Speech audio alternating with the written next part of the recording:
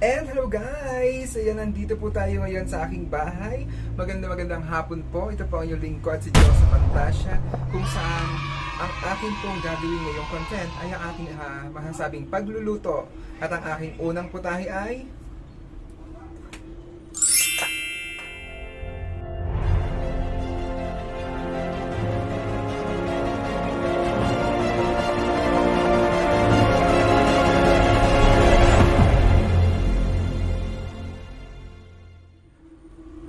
munggo! Ayan, tayo ay maggigisa ng munggo. And actually, natagtad ko na po lahat ng mga kailangang rekado. Nandito na ang kamatis, sibuyas, bawang, luya. At meron din tayo dito ang dahon ng sili. Ayan guys, so samahan niyo ako. Tara, tikman natin ang lutong Pantasya. And ito na nga guys, nandito kaway-kaway. Ayan, nakikita naman siguro ninyo ang aking lulutuin dito. Ito po ay na ating kawali kung saan papayin tayo ng mantika upang makapaggisa tayo ng mga ingredients. So, iinitin lang natin ng kaunti yan. Then, habang hindi natin uminit yan guys, and shoutout muna dyan sa aking mga kaibigan sa YouTube. Ayan, akin na Tita Weng's channel, Tita Wailami, Sisi Maylin Mapile, Sisi Aisikoy, ayan, Tita Inday Mama Vlog, Tita Jensky, Mr. Kilay Design, Tab J Iron Channel, Tita Uy Mahal. Ang dami ninyo pero hindi ko kayo talaga maisa-isa. Ayan, Quizbo. Ayan, maraming salamat sa always support nyo sa akin.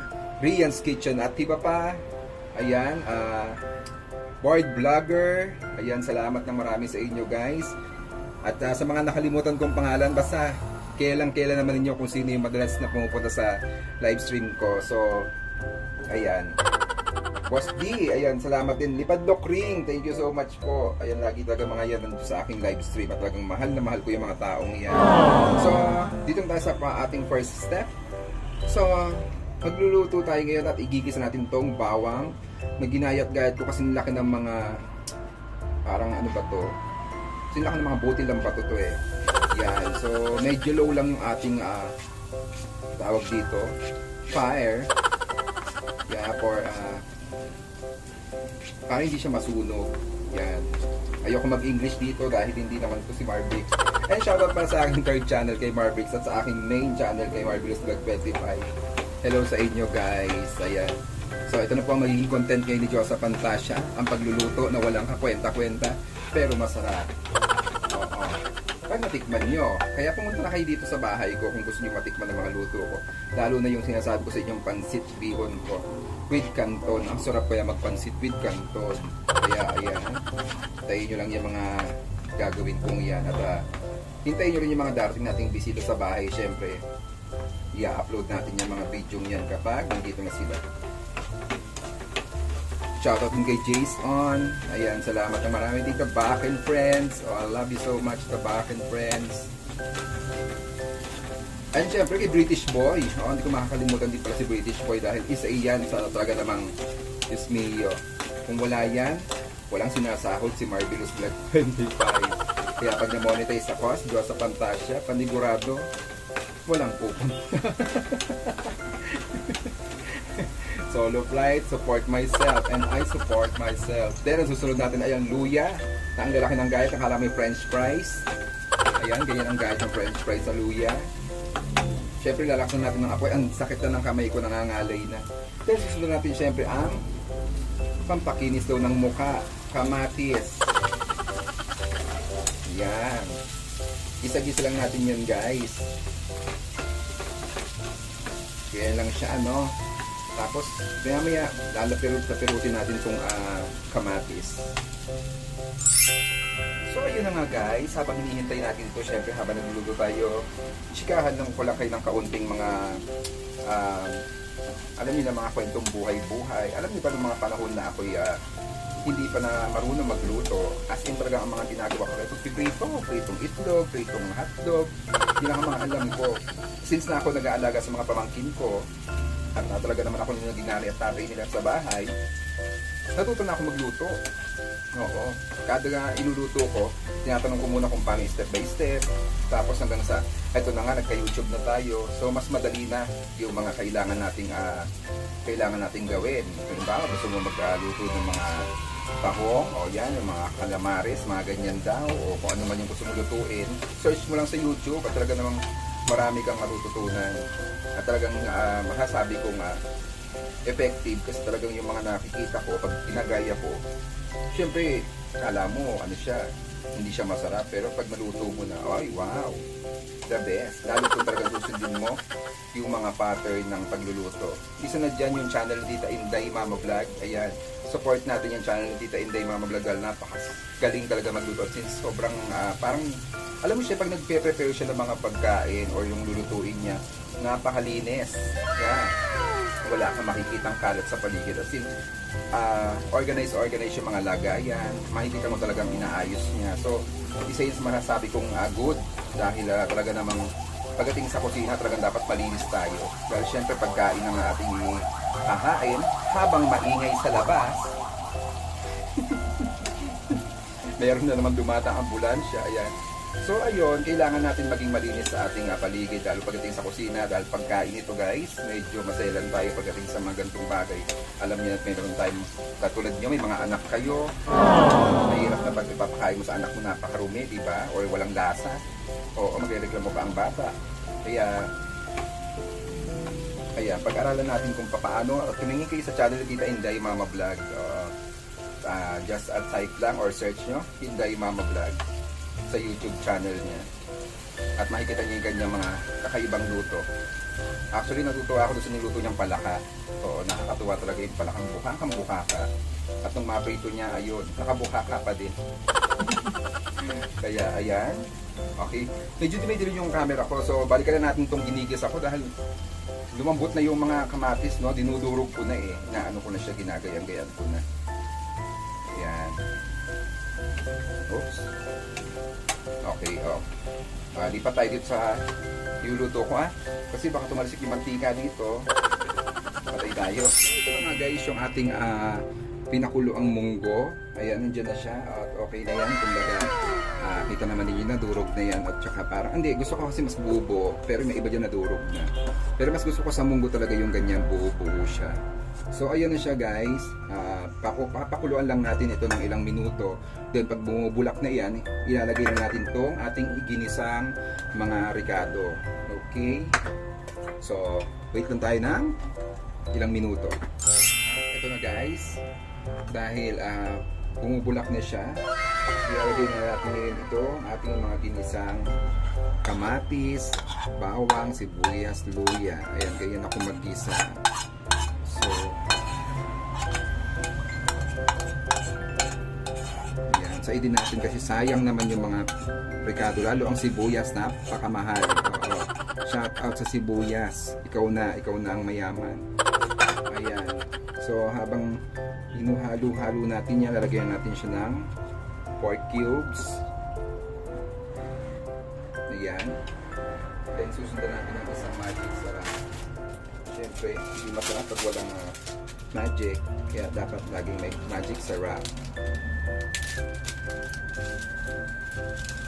Kaya lahat ko na yan talaga guys, kasi ako lang din naman ang kakain yan. So kung bumula ang bibig ko, ako lang din talaga. Ayan, halu-haluin lang. Then after, habang ginagaya natin yan, lalagyan na rin natin siya ng sabaw. Actually may tubig na rito. Ayan, lagyan natin yung kaunti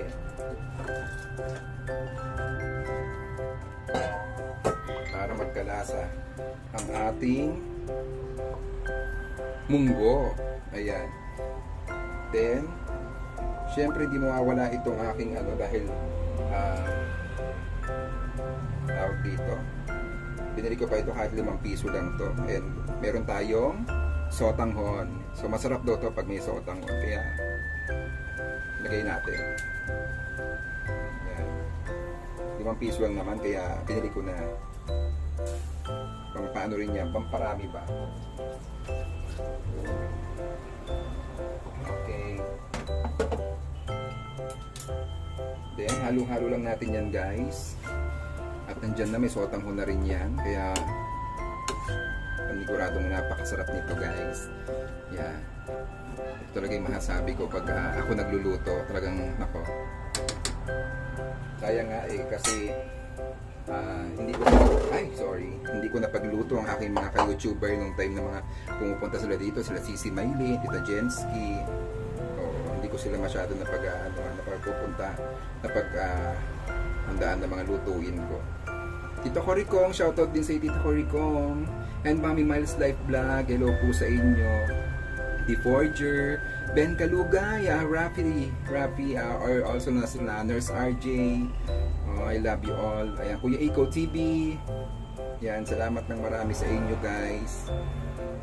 So, lalagyan natin to isa-isa para hindi na magtagal. Ang lalaki ng dahon ko. Diyos mo yun, ba to gabi? Dahon lang to ng sili.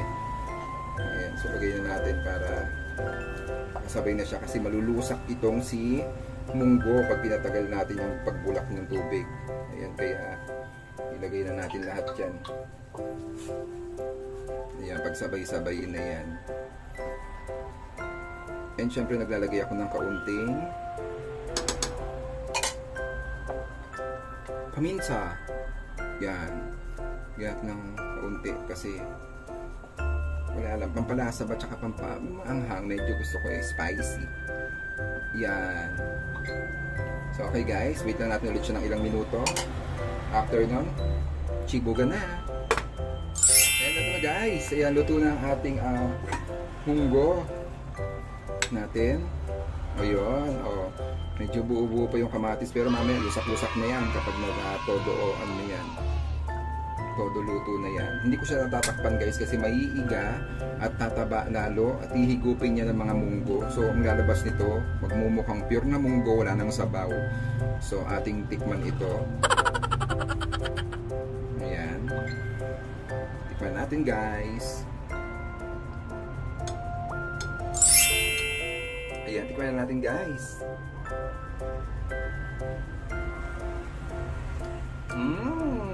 Ang tabang.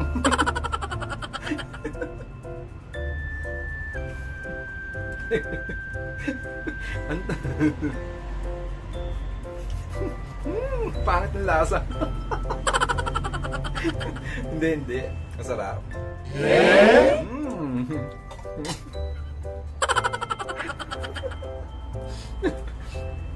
Basta masarap yung masasabi ko lang sabihin ko.